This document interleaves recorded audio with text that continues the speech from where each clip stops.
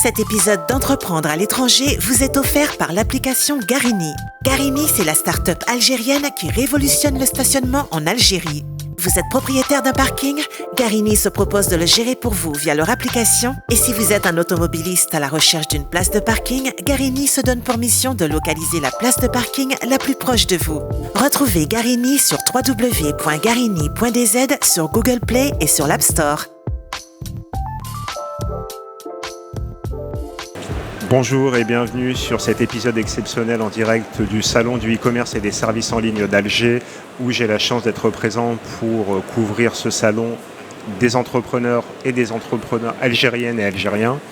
Et aujourd'hui, on va commencer avec Akram Lasdam, qui est Opération Manager chez Maestro. Est-ce que tu peux te présenter et nous présenter Maestro, s'il te plaît? Super. Alors, bonjour, c'est Akram Lasdam, manager des opérations chez Maestro Delivery. J'ai commencé avec Maestro Delivery il y a à peine un an de cela.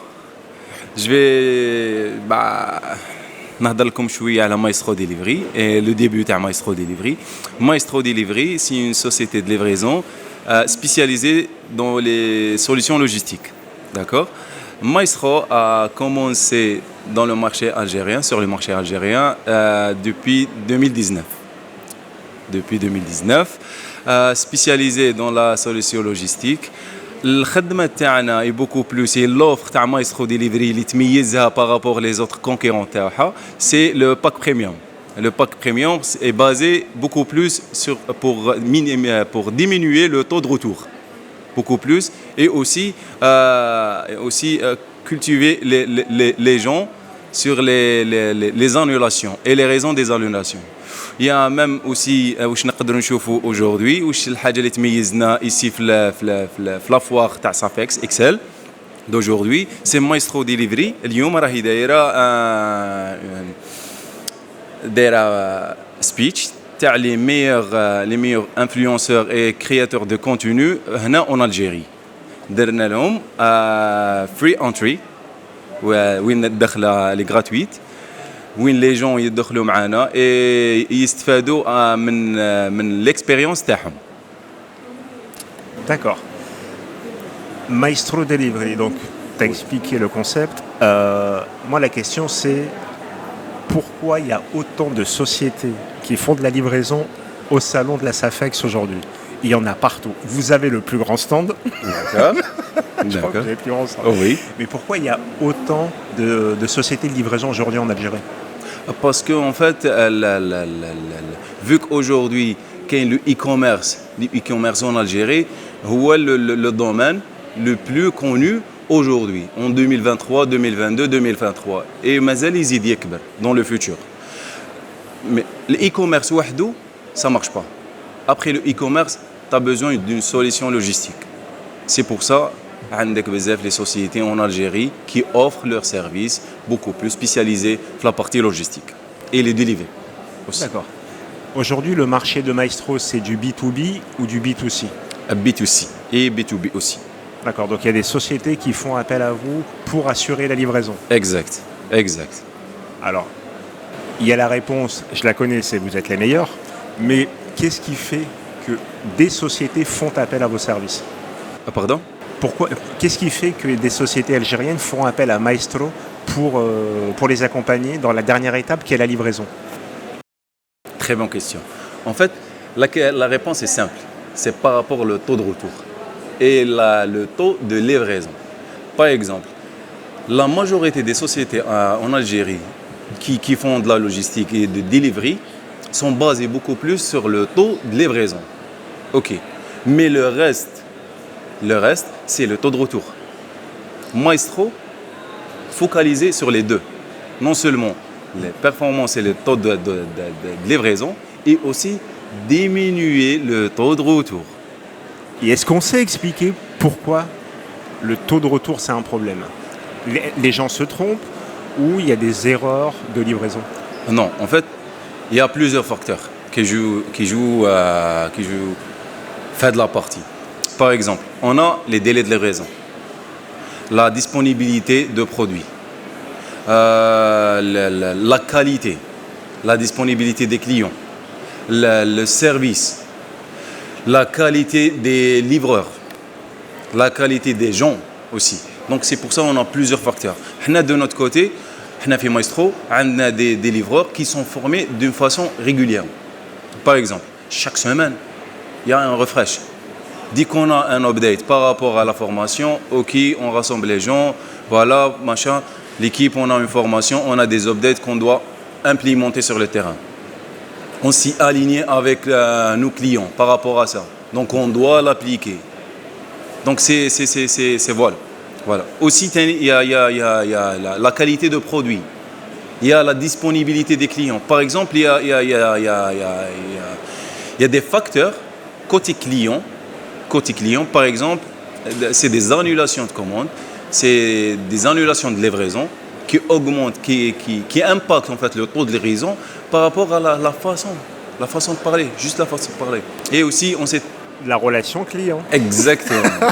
Donc c'est question mindset, question formation, question à la façon de parler avec les gens, étudier les gens. C'est en fait c'est du vent. C'est ça, c'est du commercial. Donc par exemple, tu as un livreur comme si un commercial sur terrain. Ah, parce qu'en fait, le livreur, comment dire, il y a en France, moi je travaille en France, il y a ce qu'on appelle le souci, donc le mashakal du dernier kilomètre. D'accord. Le last mile, sur la partie last mile. Et c'est un truc de dingue, wallah. C'est un truc de fou. Parce qu'en fait, tout à l'heure, j'en parlais encore au téléphone, on peut commander un produit en Asie, D'accord. il va prendre 2 bateaux, 3 camions, 2 trains, et quand il va arriver à 800 mètres de chez toi, on perd le contrôle. Donc il a traversé, il a fait 15 000 km, il a fait 8 fuseaux horaires, et c'est en arrivant dans ta rue que le problème se pose, ou que le livreur, il te dit t'étais pas chez toi, t'étais pas chez toi, la réceptionniste ou le réceptionniste, il n'a pas récupéré le colis, et en fait c'est ce problème.